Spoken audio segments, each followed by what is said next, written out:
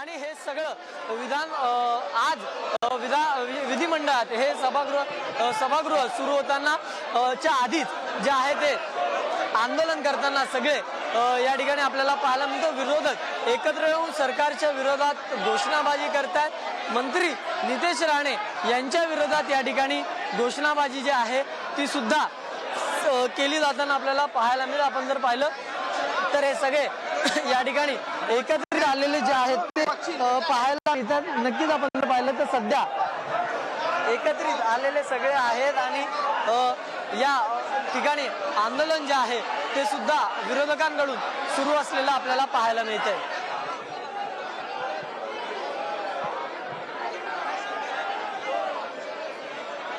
सभागृहाचं त्यावेळेला काय नेमकं निवेदन सादर करतायत, सरकारची म्हणून काय भूमिका ते सादर करतायत, गृहमंत्री म्हणून काय निर्णय याबाबत देत आहेत हे पाहणं अत्यंत महत्त्वाचं असेल। सभागृहातल्या या कामकाजाकडे मुख्यमंत्र्यांच्या या निवेदनाकडे सुद्धा आपलं लक्ष असणार आहे।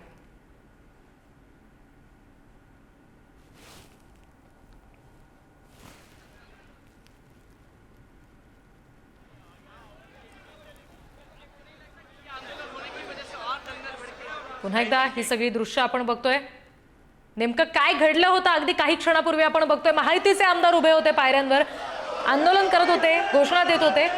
विरोधी पक्षाचे सगळे विरोधी आमदार तिथं आले आणि त्यांनी सुद्धा पोस्टरबाजी केली। नितेश राणे यांच्या संदर्भात त्यांनी काही वक्तव्य केले। ज्यांनी हिंदू धर्माच्या महिलांवर अत्याचार केले, ज्यांनी आपले किल्ले गड त्याप्रमाणे संभाजी महाराजांना कैद केलं आणि अत्याचार केले, अशा औरंगजेबाची कबर रसावी या पद्धतीचं हे आंदोलन या ठिकाणी सुरू आहे।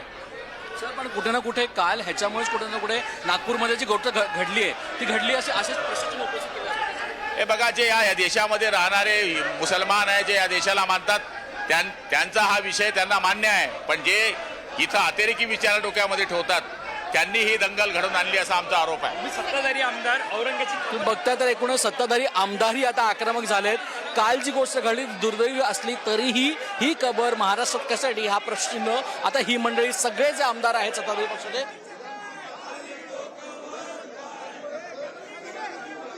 लगेच तातडीने हा मुद्दा त्यांच्या पुढे मांडणार आहे।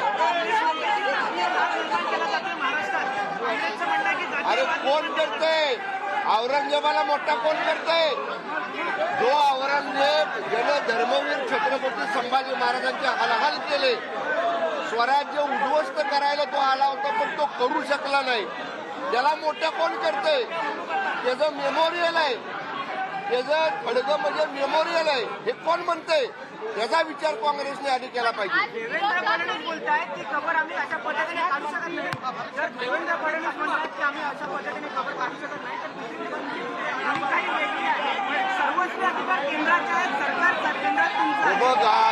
तुमची भूमिका काय?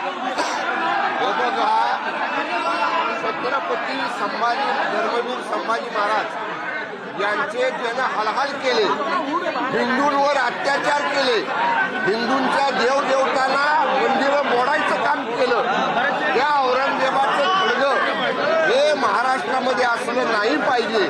पण आम्ही शासनामध्ये जरी असलो तरी कायदेशीर मार्गानं आम्ही केंद्राकडे हे मांडू, आम्ही केंद्राला विनंती करू आणि म्हणून पाठीशी लागत नाही, परंतु त्या औरंगजेबाच्या नावावरती हिंदू मुस्लिमची दंगल घडू नये हाच आमचा प्रस्ताव आहे। कुठे नितेश राणेंचं वक्तव्य चुकतं का?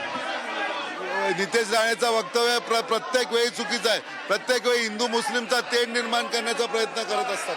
बघू शकतो तर खऱ्या अर्थानं आपण बघू शकतो आता विरोधी आमदार जे आहेत ते आता पायऱ्यांवर आलेले आहेत आणि ते पायऱ्यांवर आंदोलन करतात। सचिन आहे, दुसऱ्या बाजूला मुख्यमंत्री सांगतायत की हे वाचवणे आमचं दुर्दैवी आहे। दुपट्टी भूमिका जी आहे त्या दुपट्टी भूमिका निषेध करतो।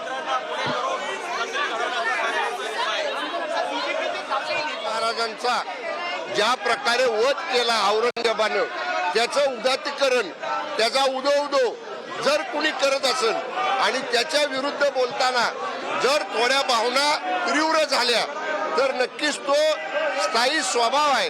कुठलाही हिंदू जो ज्वलंत हिंदुत्ववादी आहे, मी मगाशी म्हटलं तसं छत्रपती शिवाजी महाराजांचा आणि धर्मवीर छत्रपती संभाजी महाराजांचा भक्त आहे, तो औरंगजेबाचं असं उदात्तीकरण महाराष्ट्रात कधीच सहन करणार नाही। ओके। चला